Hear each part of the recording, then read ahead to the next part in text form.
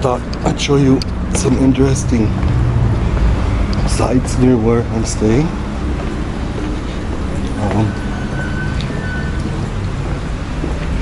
There's this small little chapel here.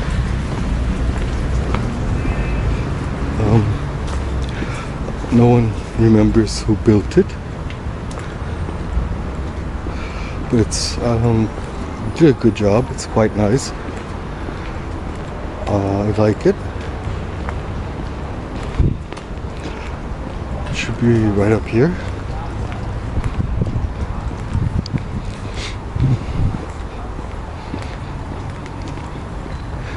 Oh, a nice little playground.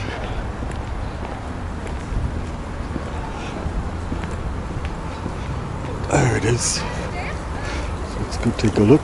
Oh, there's a sprinkler on. So I might get a little shower. So, this is that little chapel.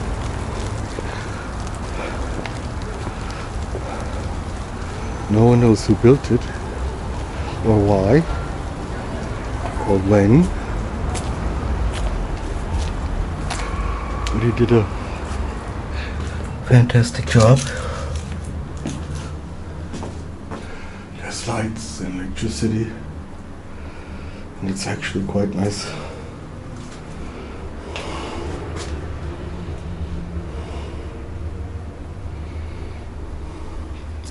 As you can see, people still come here to pray. Light candles.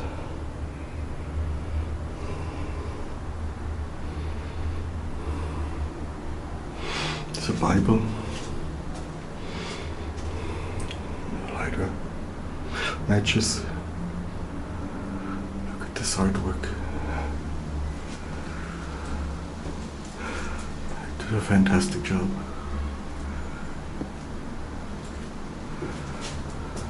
Whoever did it must be very talented.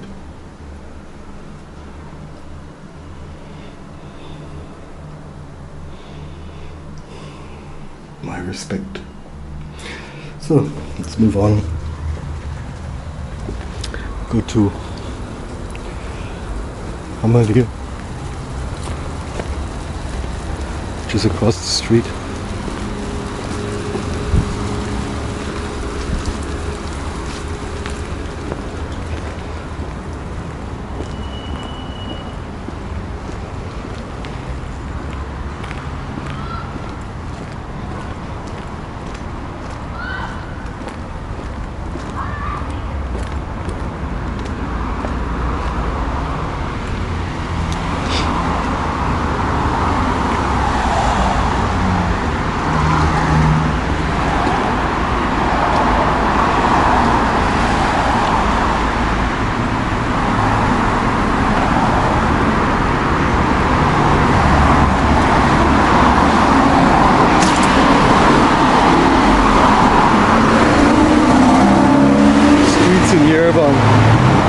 All get very busy this time of day.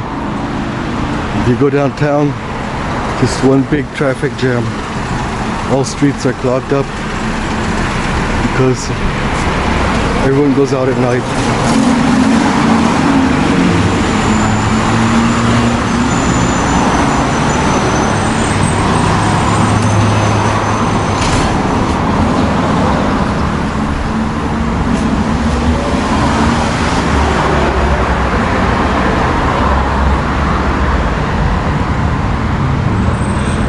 Flower shops.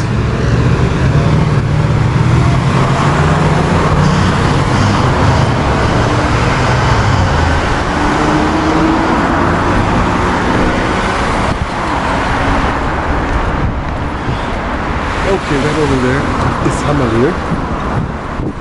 It has a very unique form.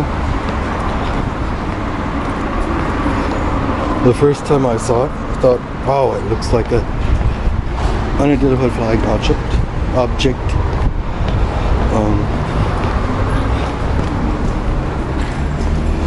I have not seen anything else like it.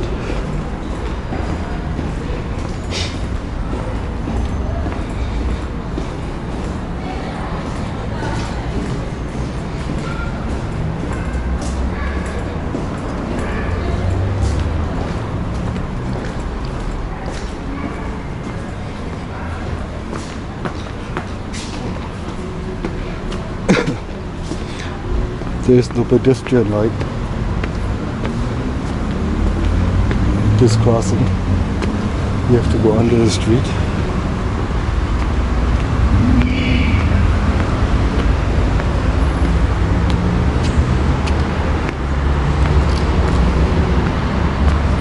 As you can see, the travel company parks its buses here.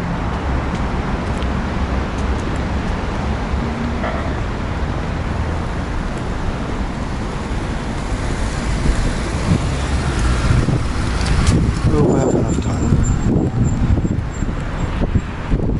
to film what I'd like to film. Oh yeah, there's construction going all over Yerevan. New buildings are being built, apartments.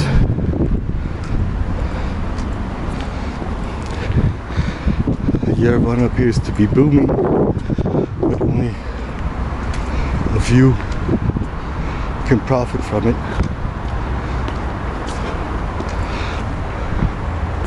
Most people can't afford the new apartments. They're too expensive. They don't have the necessary income.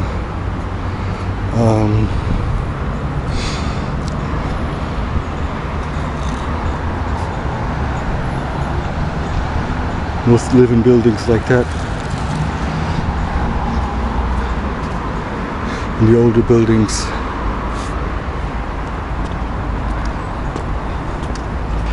So,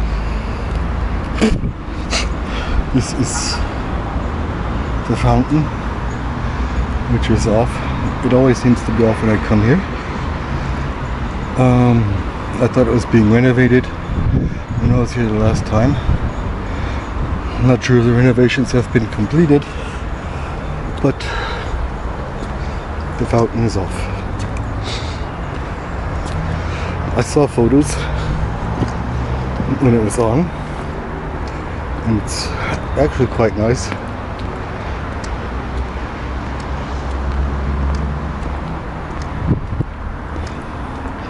And then up there is Hamalir. Very impressive, I think.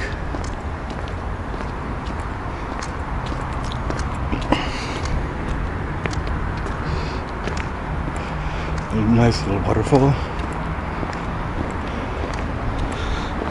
If the fountain was on, it would be a waterfall.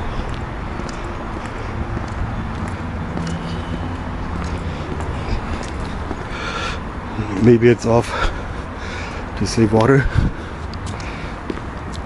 because it's been very hot the last weeks, with temperatures around 40 degrees centigrade or about 102 degrees Fahrenheit.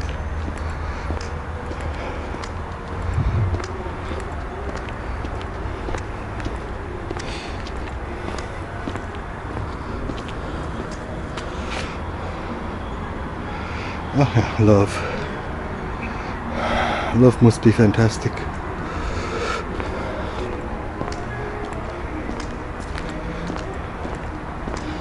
But my guess is it hasn't been on in a while, because it's very dirty. Oh, it's probably been months, maybe a year since it's been turned on the last time.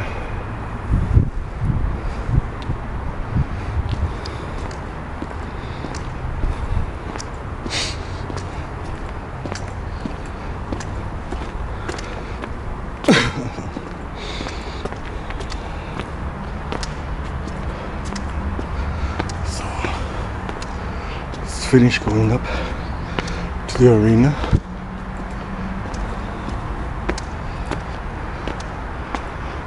Is that another staircase?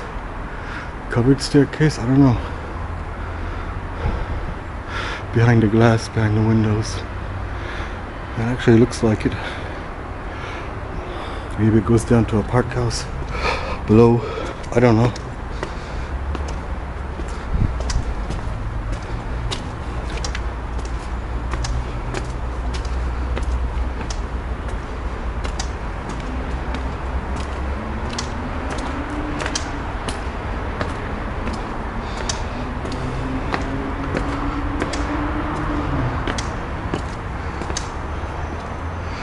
Oh, looks like another waterfall.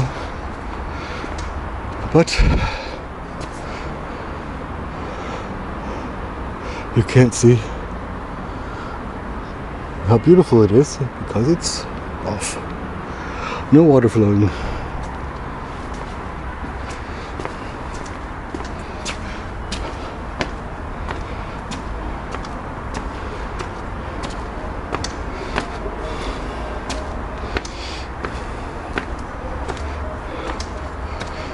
Okay, guess I can't go up further here. I can get up there, but that's it. Flowers. Ornamental flowers. At least that's what they look like.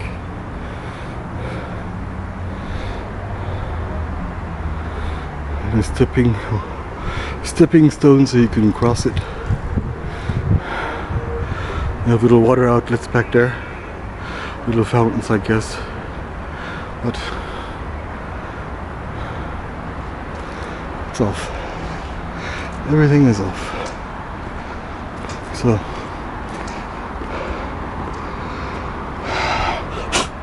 I think this is some very impressive architecture. Hope you agree.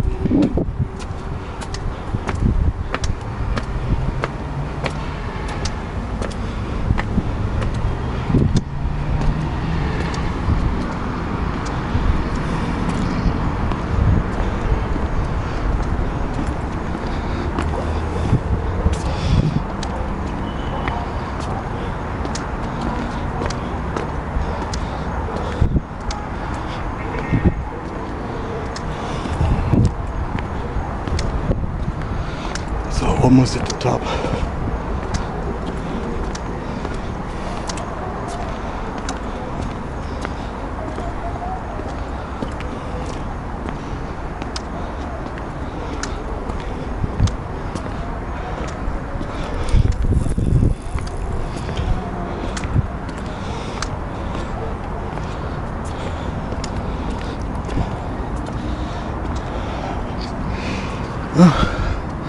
Graffiti. I don't know why people have to do that,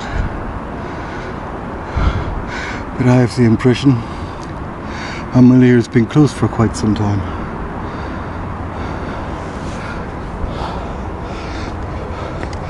Probably due to Corona.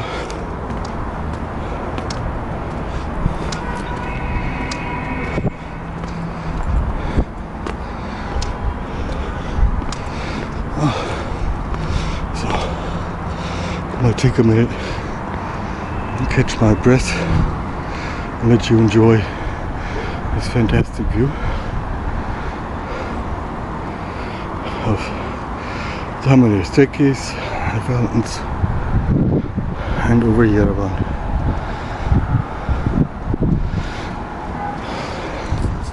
So let's continue. I can breathe again. This is the entrance, the main entrance.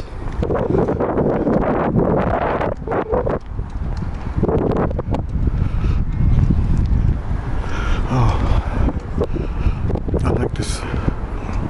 These motives above the entrance. They have just been lit up, which is good. So we can see them. They're all carved out of stone. And I guess they were carved first and then pieced together to form this magnificent entranceway.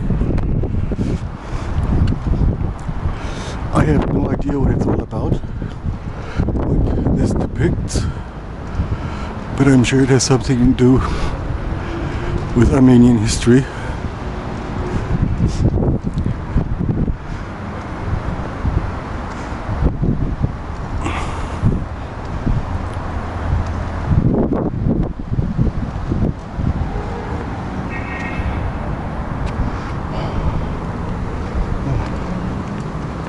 Let's move on.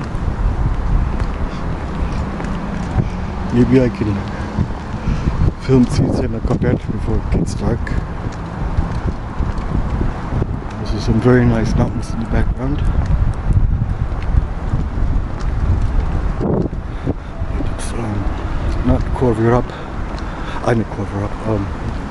Mount Ararat. I'm confused, it seems.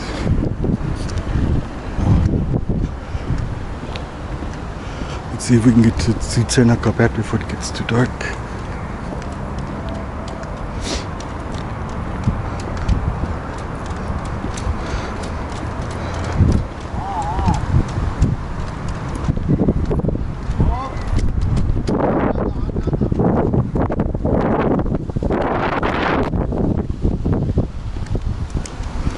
Another nice entrance, stairway.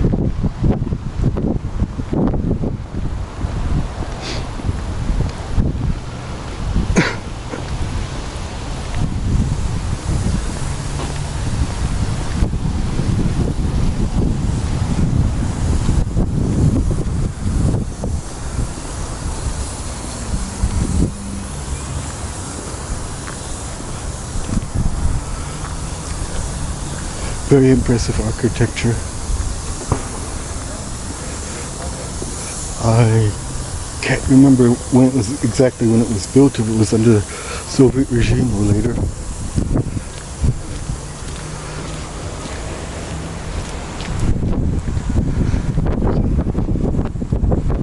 Nice park here.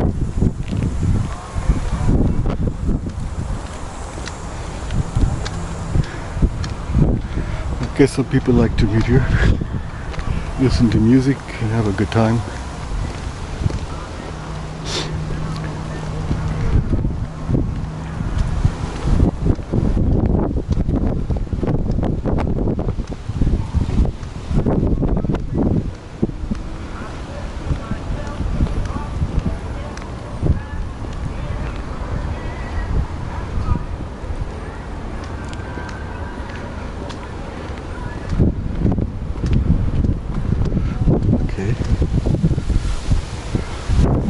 There seems to be a cafe or a restaurant right there. I didn't know there was one up here, but I have never driven up here or taken a taxi here, so I couldn't know.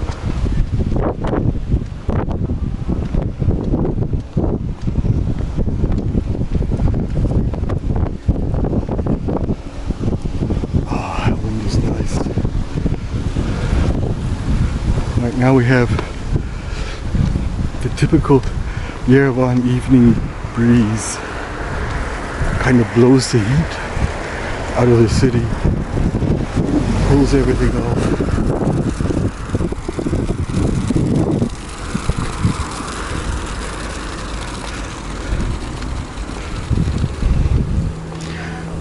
If it wasn't for that breeze,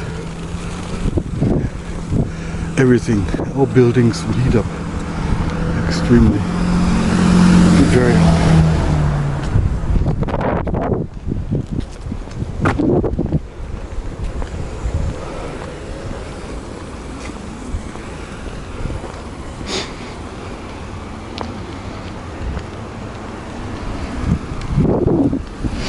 There seems to be an event of some kind.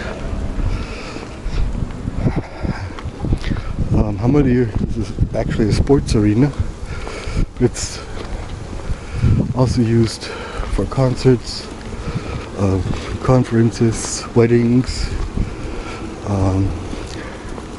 expos.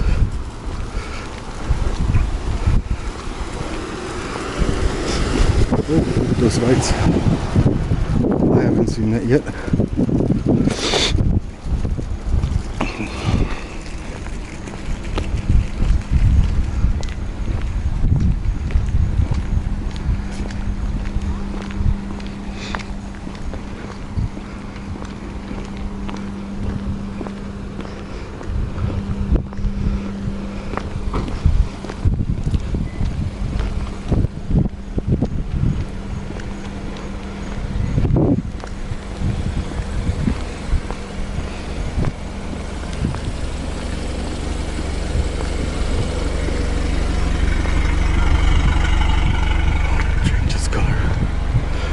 change color, which is nice.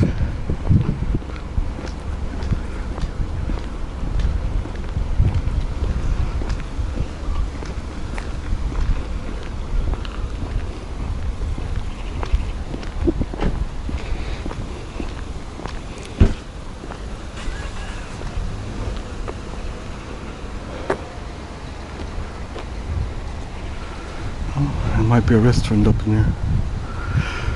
There might be a restaurant up in there, up under the roof. That's probably an elevator.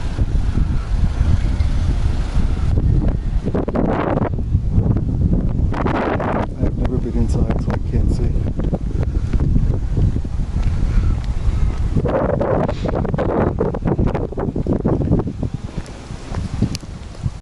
So, this is Tsitsernakaberd, the Genocide Memorial.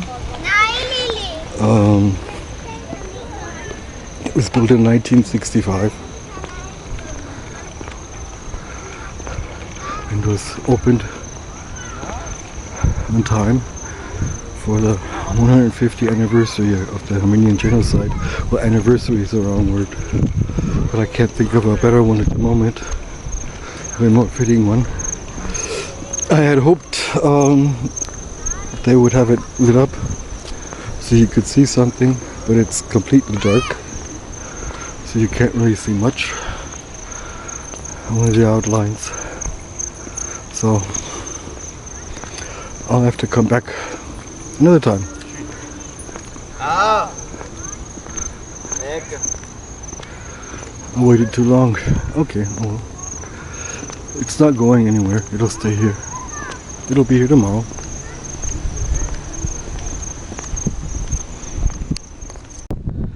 Okay, after I said no lights, couple.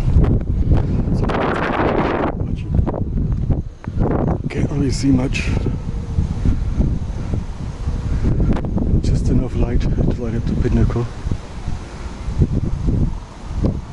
That is parted to represent the parted Armenian traditional country. It used to be a great part of Anatolia, what's Armenia now, and Artsakh and large parts of Azerbaijan. But different wars, treaties, peace treaties that were made, some are honored, some are not honored.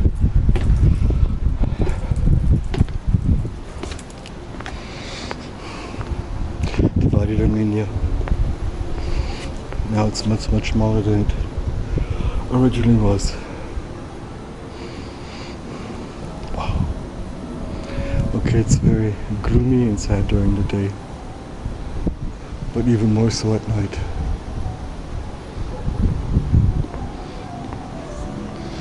Where the eternal flame lights up this monument. Just wow. The other side. From there.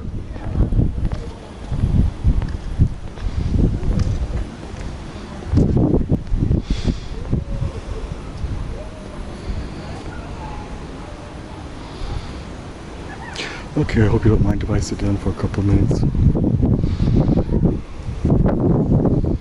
honor the victims of the genocide.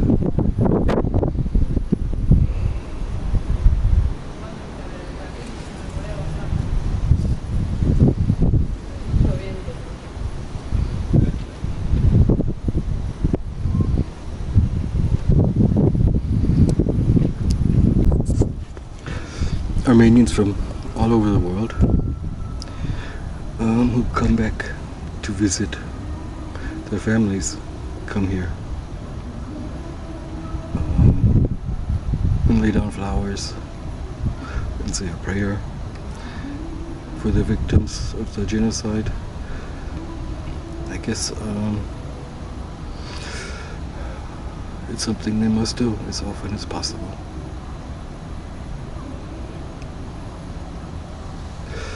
It's I can't remember what they call it. Inherited inherited trauma. Not one that today's Armenians had to go through, but they inherited the trauma. It's part of their soul, their minds, their heart. April 24 is the day on which the biggest holiday, I guess you could say, in Armenia. The day everyone comes here to honor the victims. Thousands and thousands of people stand in line to come here and lay down flowers, just to be here for a couple of moments, show their respect and their honor.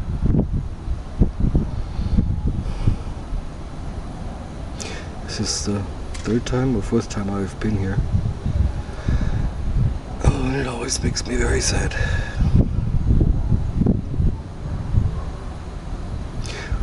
1.5 million Armenians killed. Approximately 1.5 million. No one can say exactly how many. I guess it wasn't very documented very accurately.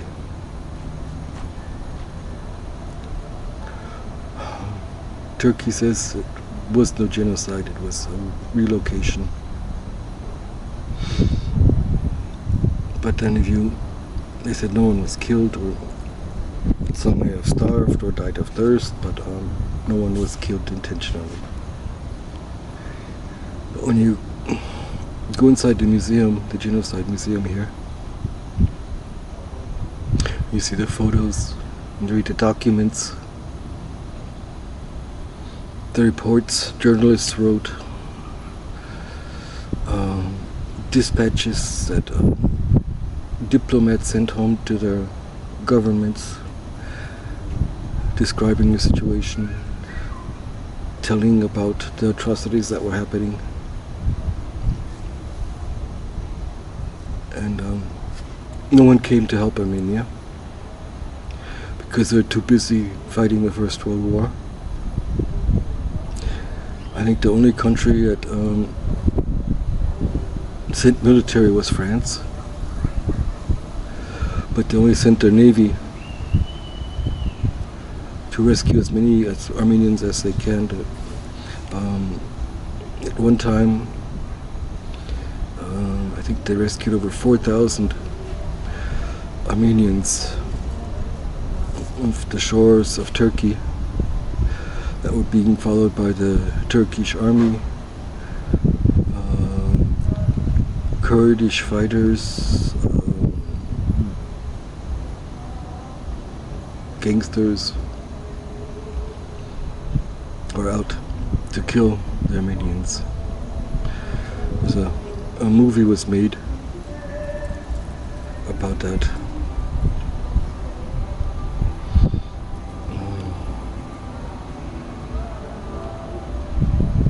Maybe I'll find the time to go in the museum and show you the photos and the reports and the letters and personal accounts which you must have strong nerves.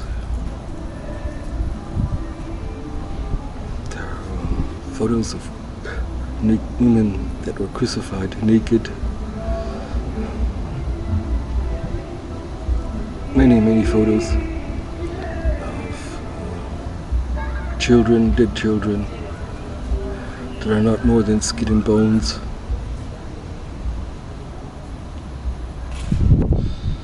The camp to which the the camps to which the Armenians were relocated to were in the Syrian desert, which is a great place for relocation.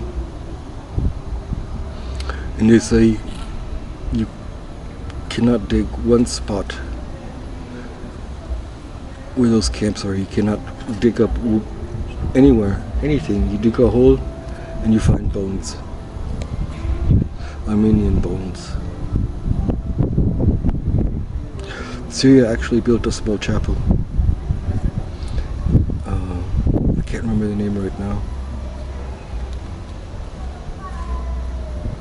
To honor all the Armenians that died there. And to document what happened. But that was destroyed by ISIS. So, who knows if it will ever be rebuilt. Okay, so that's enough of this very sad part of Armenia's history.